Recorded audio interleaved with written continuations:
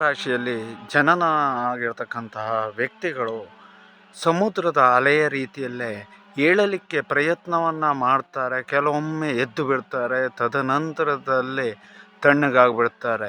ಸಮುದ್ರದ ಅಲೆಯೂ ಕೂಡ ಹಾಗೆ ಕೆಲವೊಮ್ಮೆ ಅಬ್ಬರಿಸುತ್ತೆ, ತದನಂತರದಲ್ಲಿ ಸೌಮ್ಯವಾಗಿ ಬಿಡ್ತದೆ. ಮತ್ತು ಪುನಃ ಪುನಃ ಅಬ್ಬರಿಸೋಕ್ಕೆ ಪ್ರಯತ್ನವನ್ನು ಮಾಡ್ತಾರೆ, ಆದರೆ ಅಬ್ಬರಿಸಲಿಕ್ಕೆ ಸಾಧ್ಯವಾಗುವುದಿಲ್ಲ.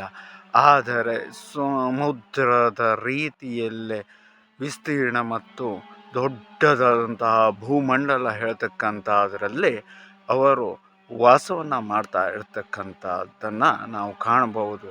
ಆದರೆ ಕಷ್ಟಕರವಾದಂತಹ ಪರಿಸ್ಥಿತಿ, ಒಂದೆಡೆಯಿಂದ ಆರೋಗ್ಯದಲ್ಲಿ ಸಮಸ್ಯೆಗಳು ಬೆಂಬಿಡದ ಬೇತಾಳನ ರೀತಿಯಲ್ಲಿ ಕಾಡ್ತಾ ಇದ್ದರೆ, ಇನ್ನೊಂದು ಎಡೆಯಿಂದ ವ್ಯಾವಹಾರಿಕವಾಗಿ ನಷ್ಟಾದಿಗಳು ಯಾವ ಕೆಲಸ ಕಾರ್ಯಗಳಿಗೆ ಕೈಯನ್ನು ಹಾಕಿದರೂ ಕೂಡ ಅಂತಹ ಕೆಲಸ ಕಾರ್ಯಗಳಲ್ಲಿ ತೊಂದರೆ ಹೇಳ್ತಕ್ಕಂಥದ್ದು ಉಂಟಾಗ್ತಾ ಬರ್ತದೆ. ಆದರೆ ಈ ಒಂದು ಸಮಯದಲ್ಲಿ ಸ್ವಲ್ಪ ಮಟ್ಟಿನಲ್ಲಿ ಚಿಗುರಿದ ರೀತಿಯಲ್ಲಿ ಚಿಗುರೊಡೆಯುವ ಸಾಧ್ಯತೆಗಳು ಮತ್ತು ಅಷ್ಟೇ ಅಲ್ಲದೆ ವ್ಯಾವಹಾರಿಕವಾಗಿ ಅಭಿವೃದ್ಧಿ ಹೇಳ್ತಕ್ಕಂಥದ್ದನ್ನು ಕಾಣುವಂತಹ ನಿಟ್ಟಿನಲ್ಲಿ ಅವರು ಯಶಸ್ಸಿನ ಹೆಜ್ಜೆಯತ್ತ ಪಯಣವನ್ನು ಮಾಡ್ತಾರೆ.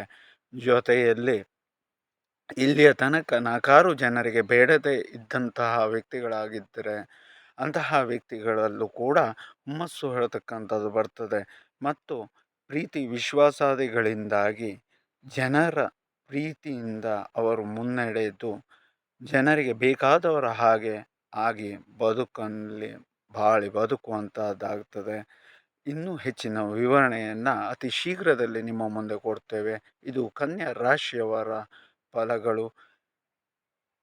ಅವರು ಮಾರುತಿಯ ಅನುಗ್ರಹವನ್ನು ಪಡ್ಕೊಂಡ್ರೆ ಸಂಪೂರ್ಣ ಒಳಿತನ್ನು ಕಾಣಬಹುದು.